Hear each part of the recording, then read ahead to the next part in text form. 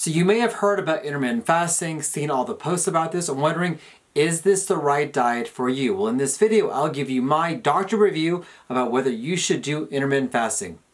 Let's talk about poop, guys. So for those guys who are joining for the first time, my name is Dr. Samir Islam, and yes, I'm an actual poop doctor. That's my job. My passion is to give you tips and tricks to help out with your gut health. If you're new to this video series, I do a lot of videos on product reviews, gut health, and patient educational videos just like this one. At any point in time in the video, click on the show notes down below where I can give you more information about what I'm going to talk about. But in today's video, I will give you my doctor review on whether you should do intermittent fasting. So if you want to learn more about intermittent fasting, click on the YouTube card up here, but I will give you my review about what the best benefits are and what are the cons about intermittent fasting. So one of the benefits about intermittent fasting is that you don't have to eliminate a particular food. I found this very helpful for a lot of my patients. So when you're doing maybe the keto diet, the paleo diet, the carnivore diet, or any other diets that are out there, one of the components of all these diets is that you have to eliminate a certain food. And for a lot of people, that can be really, really hard to do, especially long term. Trying to eliminate just carbohydrates for the rest of your life is difficult. Trying to eat only meat for the rest of your life is really, really hard. And a lot of people can't do it. This is why you have so many people who try these diets. They may lose weight initially, but more often than not, they don't maintain that weight loss and they just rebound and yo-yo back.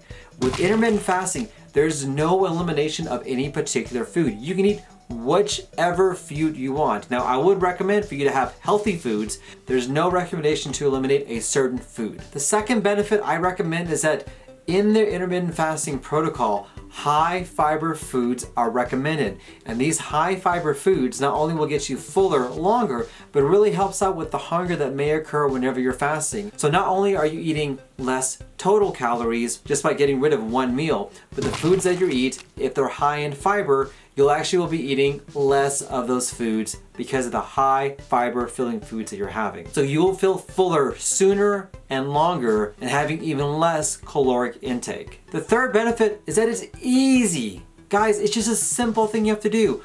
All you have to do is eliminate one meal. That's basically it. The easiest thing to do is either to eliminate breakfast or to eliminate dinner. And by doing that, that's all you have to do. It is as simple as that. There's no counting calories. There's no watching calories. There's no looking at particular foods and eliminating them. It is just as simple as eliminating one meal. Boom! That's it. Mind blown. Now, there are a couple of cons that you should be aware of. The first one is that it's not a cure-all. Don't delude yourself into thinking, hey, during those 8 hours, I'm gonna eat 4,000 calories. Guess what? Your body will know. And if you still eat like crap, you're gonna feel like crap, you're probably gonna look like crap as well. Can I say crap on YouTube? I don't know, I guess maybe I should find out. But don't delude yourself, because if you eat 4,000 calories, if you eat 5,000 calories, if you're eating more than your normal caloric intake during the feasting period, you are not going to lose weight. So it's not a cure-all. You still have to make sure you're in a caloric deficit when you're doing intermittent fasting. The second concern for some people is that you may actually have a lack of energy, and this is very common.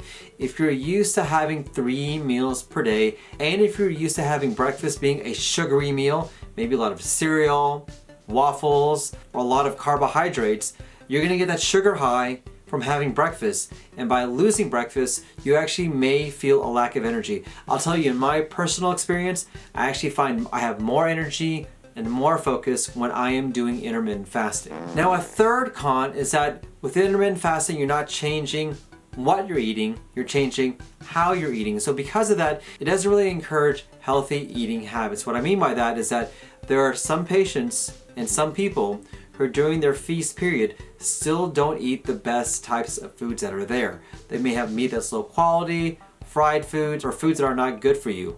The important thing is that no matter what you try to do, always have high quality foods, have good meats, have a lot of vegetables to get you feel fuller longer and more often. Then the fourth problem that may be with intermittent fasting is that for some people you just can't do it. If you have blood sugar issues, if you have issues with diabetes, or you have problems with your blood glucose, you may not be the right person to do intermittent fasting. So make sure you speak to your healthcare provider before you implement on this particular way of eating. But overall, I have found intermittent fasting to be a helpful experience for my patients, either with gut issues or for those who are hoping to lose weight, because it's a way of changing how you're eating as opposed to changing what you're eating. So my question of the day for you guys, have you guys tried intermittent fasting? What do you think? What are your pros and what are your cons? Comment down below. I'd love to hear what you guys have to say. I want to thank you guys for watching this video. Don't forget to smash that like button so you get more videos just like this one. But guys, stay happy, stay healthy. I want to thank you guys for watching this video. If you are interested in more information on intermittent fasting, click on this YouTube card here. Or if you want my free ebook on how to lose weight, click on this right here. About whether you should do the keto, on whether you should do intermittent fasting. And a lot of people can't do it, and this is why you have so many people. This is why you have so many people who try these diets, they move, but there's no recommendation to eliminate a certain. You'll be eating more of those foods and feeling, you'll actually will be eating less of those foods. There's no looking at to make sure that the particular food is not in that. Don't.